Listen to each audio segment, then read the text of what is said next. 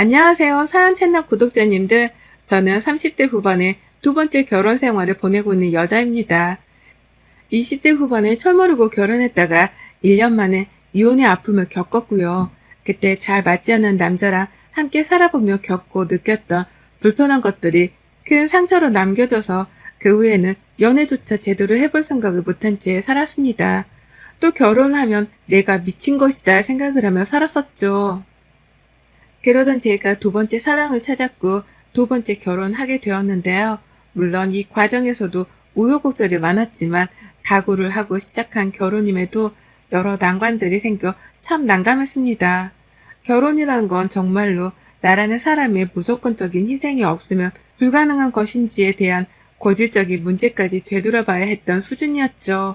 재혼을 한 지금의 남편은 저와 마찬가지로 이혼한 전력이 있는 사람입니다.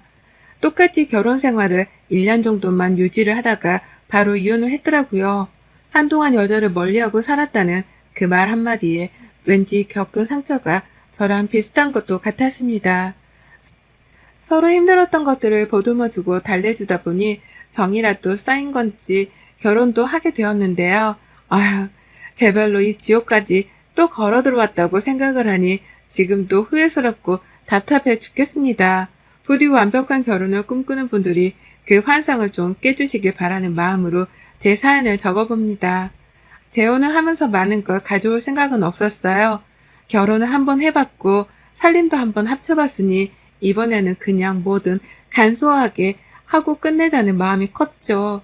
결혼식도 또 한다고 사람들을 초대하기가 조금은 민망해서 가족들만 일부를 추려 다 같이 모여 밥 먹는 자리로만 통을 쳤고요.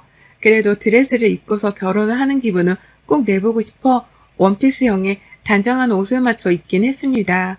시어머니 되시는 분이 본인도 드레스를 꼭 한번 입어보고 싶다며 엉뚱한 소리로 고집을 피우신 바람에 시어머니는 저랑 비슷하지만 훨씬 긴 드레스 형태의 분홍색 한 벌을 맞춰 입으셨고요.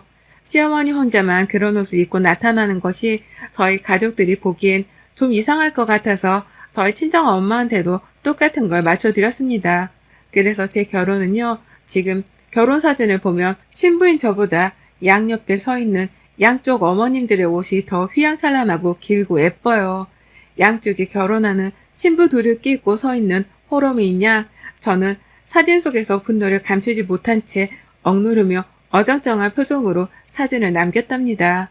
결혼하며 보이신 어머님의 고집, 이 말도 안 되는 고집이 많이 불편했어요. 결혼하고 이런 우픈 일들이 또 많이 생겨날 거라고 생각을 하니 괜히 긴장도 되었고요. 남편으로부터 시어머니께서 아들을 꼭 원하신다는 소리를 듣자마자 또 다른 난관이 생겨난 듯이 머리가 지끈거렸죠. 지금 제가 재혼을 한 지 딱 1년 2개월 정도가 지났는데요. 늦은 나이에 다시 결혼하는 것이었는지라 아이 생각은 전혀 없었는데 시어머니 때문에 눈치를 보며 아이를 가져볼 생각을 해야 할 정도였습니다. 무엇보다도 이런 눈치를 멀리 보내는 게 아니라 저희 집에서 아예 눌러 살기 시작하면서 매일같이 당해내야 했죠. TV를 보다가도 아이들이 나오면 남의 집 애들 말고 우리 집 애들 보면 웃을 날이 고독이는 어찌? 너가 나이가 차서 언제쯤에 소식을 들고 올란가 모르겠다. 라면서 꼭 웃던 분위기에 찬물을 끼얹곤 하셨네요. 왠지 자신의 아들이 보고 싶어서 저희 집에 눌러 살려고 하는 것 같은데 꼭 입 밖으로는 손주 타령만 해대며 저에게 잔소리만 하니 할 말이 없었습니다. 그리고 나서 점차 뭐가 더 큰 문제인지를 알 수 있게 되었습니다. 단순히 손주 타령만 하는 시어머니의 잔소리가 듣기 싫어서 그걸 피하느라 잠시 시어머니가 어찌 지냈는지에 대해서 관심을 끄게 되었는데요. 그러는 사이 어머님은 저희 부부집을 마치 자신의 집인 마냥 편안하게 지내면서 문제를 일으키기 시작하셨네요. 바로 본인의 그 더러운 본능을 며느리인 제 앞에서도 드러내기 시작하신 겁니다. 처음에 재혼하는 아들 앞에서 드레스도 입어보고 싶다고 고집을 부리던 어머님이셨습니다. 예쁜 걸 좋아라 하시고 꾸미는 것도 좋아라 하는 분이구나 싶었어요. 재혼을 하자마자 손주 타령도 하는 걸 보니 나름 인생에 계획적으로 정해놓은 기준 같은 것도 있는 분인 줄 알았네요. 얼른 손주가 생겨야 하는데 생기지 않았으니 이제라도 빨리 낳으라고 보채시는 모습에서 부지런히 잔소리도 하시는 분이구나 싶었고요. 그래서 감히 상상도 못했습니다. 어머님이 더러운 분이라는 걸 말이죠. 제 기준에서 더럽다는 건 그냥 며칠 샤워를 안 하고 머리카락이 떡이 질 때까지도 씻을 생각을 안 하는 것이 전부였어요. 실제 그런 사람을 대학 시절 시험 기간이나 길거리에 있는 노숙자들에게서만 한두 번 봤을 뿐 가까이 둔 적도 없고 자세히 본 적도 없었습니다. 그래서 처음에 몰랐어요. 어머님이 더러운 사람이란 걸 말이죠. 저희 집에서 거의 눌러 살다시피 하고부터 남편도 별다른 재질 안 하더라고요. 오히려 어머님이 집에 오면 왔어? 라면서 밥은 먹었는지를 물어보고 자연스레 같이 밥까지 먹고 가라며 자리를 만들었죠. 그러던 게 점점 자고 가라는 소리로까지 이어지게 되었고 편안하게 대해주고 환영까지 해주는 남편을 보며 시어머니도 긴장이 풀렸던 것 같습니다. 점점 저희 집에서 눌러 지내려는 낌새를 보이기 시작하셨죠. 그런데 그러면서 정말로 제가 편해지신 건지 잘 씻질 않으시더라고요. 더럽다 여겨질 만한 행동도 서스럼 없이 하기 시작하셨고요. 처음엔 어머님이 이렇게 자주 차고 갈 바에야 그냥 내 방 하나도 만들어줘라 라고 말씀을 하셨을 때 작은 방 하나를 내어드리면서 속으로 엄청 욕을 했습니다. 그래도 소원하시는 대로 아이를 가지면 내 집에서 나가겠거니 했는데요. 한동안 방 안에 눌러 살며 나올 생각을 안 하더라고요.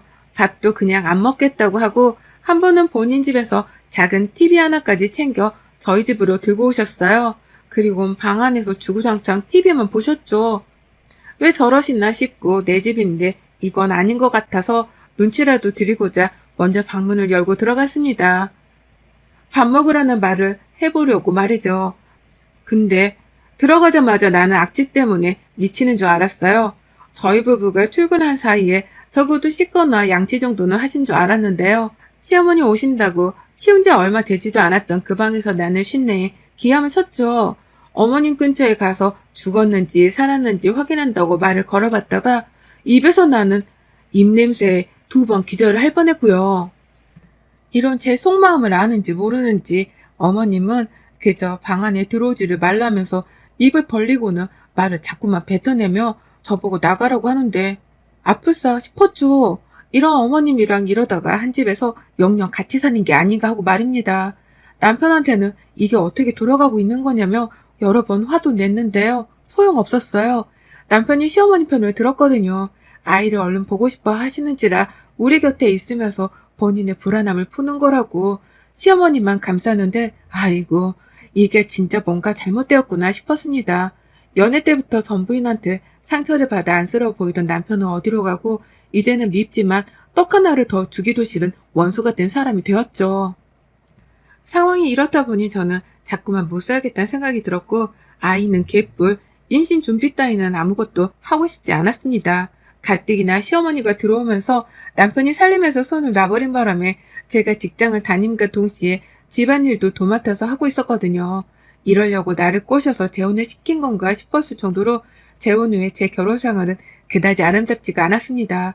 그런데 그 와중에 시어머니는 더러운 자신의 모습을 방 밖으로까지 들고 나와버리셨죠. 방 안에서 TV만 보시며 씻지도 않고 치우지도 않으며 악취를 풍기던 어머님이 자신의 활동 영역을 방 밖으로 옮기기 시작하신 겁니다. 거실이며 부엌이며 저희 집안을 싹 다 돌아다니면서 말이죠. 도대체 손톱을 왜 손톱깎이로 깎지를 않는지 모르겠지만 자꾸만 손으로 손톱을 뜯으며 집안 여기저기 흘리고 다니셨어요. 그걸 저는 청소기를 돌리면서 제 눈으로도 여러 번 목격을 했고 어머님이 직접 두 손으로 뜯어버리는 손톱이 바닥에 떨궈지는 걸 목격하기도 했습니다. 미쳐버릴 노릇이었죠. 저걸 저렇게 집안에 흘리고 다닌다는 생각에 소름이 돋아 말도 못할 정도로 말이죠. 일부러 어머님께 눈치라도 줘야 할까 싶어서 저는 매일같이 지나칠 정도로 부지런을 떨며 청소기를 돌렸습니다. 내가 이 정도로 청소를 하니까 절대로 더 이상 내 집을 더럽히지 말아달라는 의미로 말이죠. 하지만 손톱 하나는 약과에 불과했답니다. 몸에 있는 구멍이란 구멍에 손을 자꾸만 집어넣어서는 여기저기 집안의 그 내용물들을 흘리셨어요. 귀를 파고는 손을 허공에다 털어댄 적도 한두 번이 아니었고 콧구멍을 휘비다가 그 상태로 소파를 만지고 거실 탁자를 만지는 등 제 손이 닿는 곳들이란 곳들에는 죄다 흔적을 남기셨답니다. 정말 까무라칠 노릇이었죠. 소리는 또 어찌나 요란하신지 귀를 파면서도 아이고 시원하다 라고 하면서 동네방네에 자기가 귀를 팠다는 걸 광고라도 하는 듯이 말하셨고요.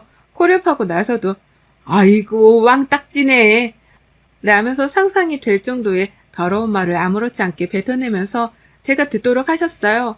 온몸에 닭살이 쫙 끼치는 건 말도 못했고 내가 언제까지 내 집에서 이런 소리와 이런 더러운 광경을 보고 들어야 하나 싶어 괴로웠습니다. 출근을 할 때에는 시어머니가 또 어디다 더러운 자신의 내용물을 떨어뜨려 놨을까 싶어 그게 걱정이 되었고요. 퇴근을 할 때에는 어머님을 또 봐야 한다는 생각에 다른 걱정을 했습니다. 출근을 해도 고민이고 퇴근을 해도 고민이었어요. 집에 와도 고민이고 집을 나서도 고민이었던 거죠. 청소 좀 해달라고 이런 건 쓰레기통에 버리거나 휴지에 감싸서 버려달라며 일부러 거실 한복판에 휴지통을 가져다 놓기도 했고 시어머니 보는 앞에서 하루 만에 3번이나 청소기를 밀었던 적도 있었어요. 이건 너무 더러운 게 아니냐면서 남편에게 눈치를 주기도 했고 눈치 없는 척을 하는 시어머니께도 부탁을 드렸습니다. 이런 게 다 집안 공기도 더럽히는 거라고 결국 서로에게 좋지 않다며 애원하기도 했어요. 정말 환장할 뻔했죠. 이 나이에 시어머니한테 코딱지 파는 방법, 귀 파는 방법, 그리고 손톱 깎는 방법까지 가르쳐드려야 한다니 말입니다. 하지만 이런 얘기를 해도 소용이 없었어요. 어머님이 달라지질 않으셨거든요. 내가 치운다고 일단 간지러우니까 이렇게 해놓은 거고 내가 곧장 치우려 했다. 라고 하면서 자신은 바로 치우려고 했지만 며느리인 제가 잔소리를 퍼붓는 바람에 빈정이 상해서 안 치우는 거라는 식으로 말씀을 돌려 하셨답니다. 그러면서 오히려 제가 너무한 사람이란 듯이 표정을 억울함 가득 담아서 지어내는데 그 꼴을 보니 제 속은 더 뒤집혔죠. 남편은 자기 엄마만 불쌍한 사람이라는 듯이 저한테만 잔소리를 그만하라 짜증을 냈고요. 악순환의 반복이었습니다. 이래서 남편이 이혼을 당했구나 싶었어요. 사실은 전 부인한테서 상처를 받고 이혼을 했던 게 아니라 이게 전부 다 더러운 시어머니와 무심한 남편의 콜라보레이션 때문에 이혼을 당한 거란 확신이 그제서야 들었습니다. 그러니 저도 슬슬 상황 파악이 되었죠. 내가 재혼을 잘못했고 이러다 2번의 이혼도 할지 모르겠구나 라는 걸 말이죠. 그러는 와중에 남편과 시어머니께 한 방울 먹었습니다.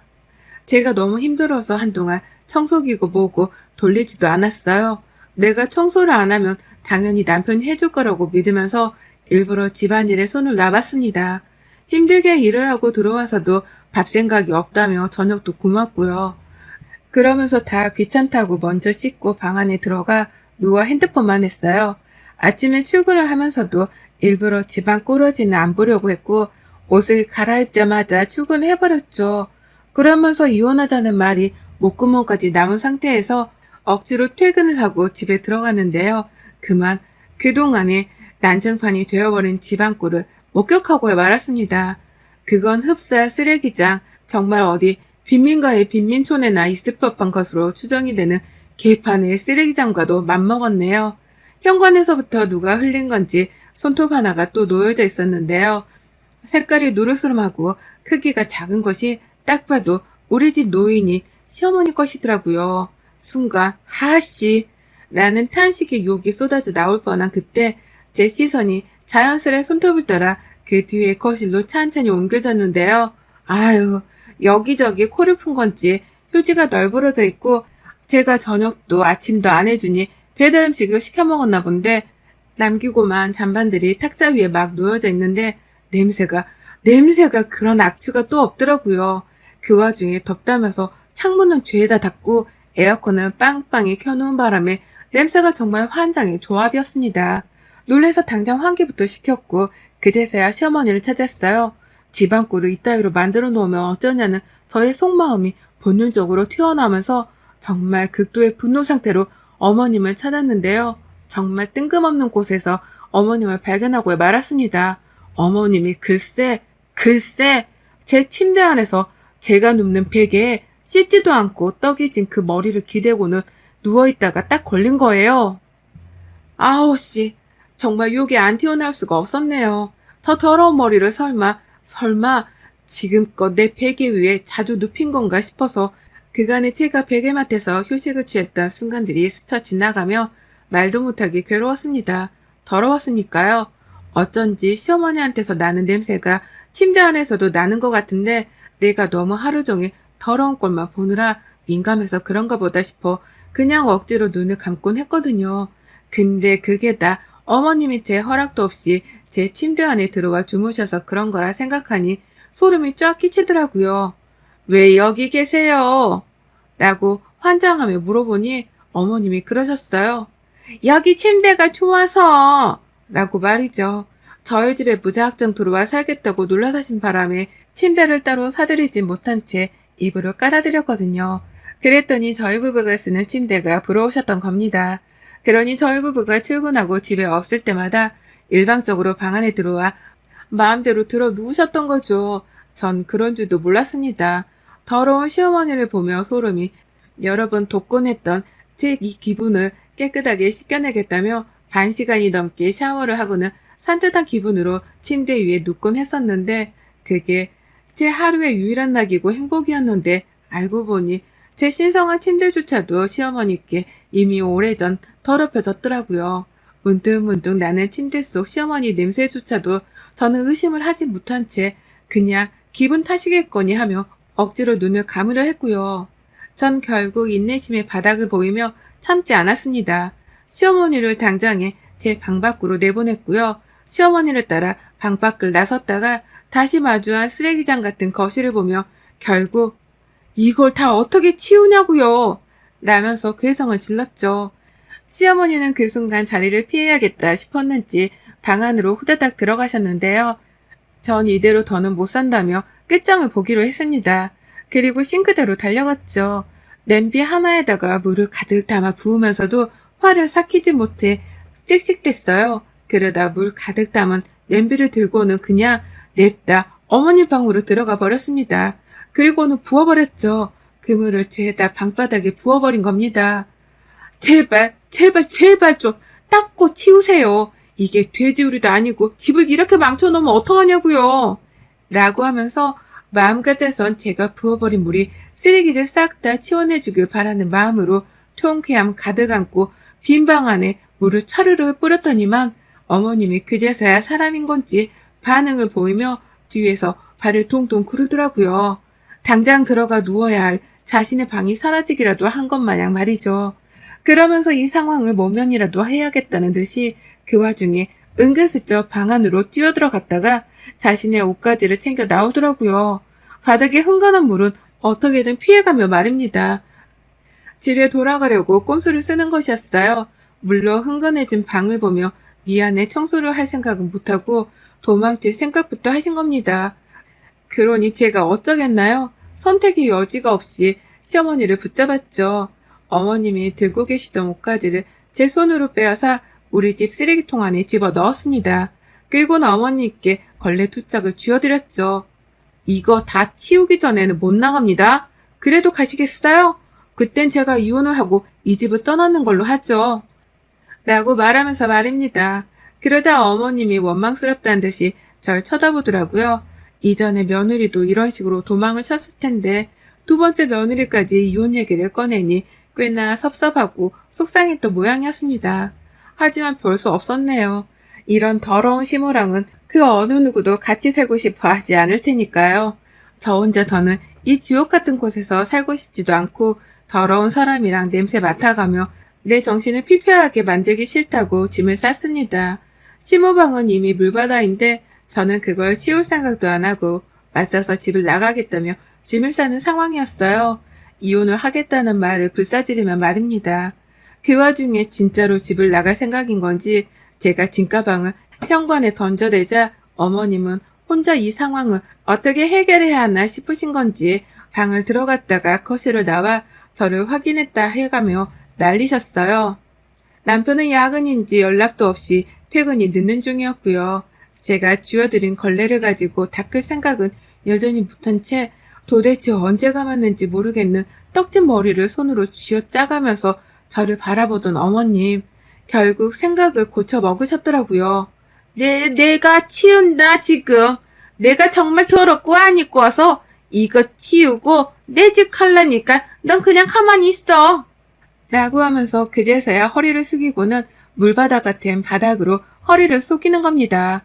하도 더럽게 사신 분이라 청소를 잘 못하는 건 당연했지만 그래도 억지로라도 치우려는지 물바다 같은 방바닥을 하나둘 정리하기 시작하셨어요. 걸레가 다 젖으면 부엌으로 냅다 뛰어가서 걸레를 쥐어짜가며 방 안의 물을 죄다 치우셨죠. 하지만 그런다고 더러워진 집안꼴이 원래대로 되돌아오는 건 아니었고요. 전 뭐가 되었든 이 집에서 그 어딜 가도 시어머니의 코딱지, 귀지가 여기저기 범벅일 것이라는 생각을 하며 치를 떤 채로 집을 뛰쳐나왔습니다. 시어머니가 뒤에서 야 어딜 가냐? 나 이거 네가 말한 대로 다 치웠잖냐? 라며 애절하게 저를 부르셨는데요.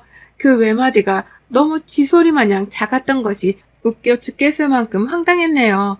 그리고 전 지금까지 친정에서 남편이랑 대치 중입니다. 이놈의 남편은 이 집 와서 이혼 2번 하는 게 싫은 건지 자기가 집안을 싹 다 치워놨다며 매일같이 사진을 보내오더라고요. 하루는 거실 사진, 하루는 시어머니 방이 깔끔하게 비워진 사진까지 보내며 자신이 깨끗하게 치웠으니 저는 몸만 돌아오면 된다는 소리를 해댔어요. 하지만 전 답장했죠. 방해업체 불렀어? 탁자 밑에 있는 코딱지도 떼어냈어? 니네 엄마 몸뚱에서 나온 그 더러운 것들 다 멸균시키기 전까지는 나 그 집에 절대 안 들어가. 라고 말이죠.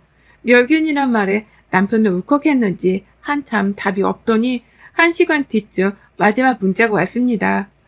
이번 주 금요일에 청소업체 예약했다. 라고 말이죠. 어디 얼마나 집이 깨끗해지는지 저는 그날 감시하려고 집에 들어가려고요.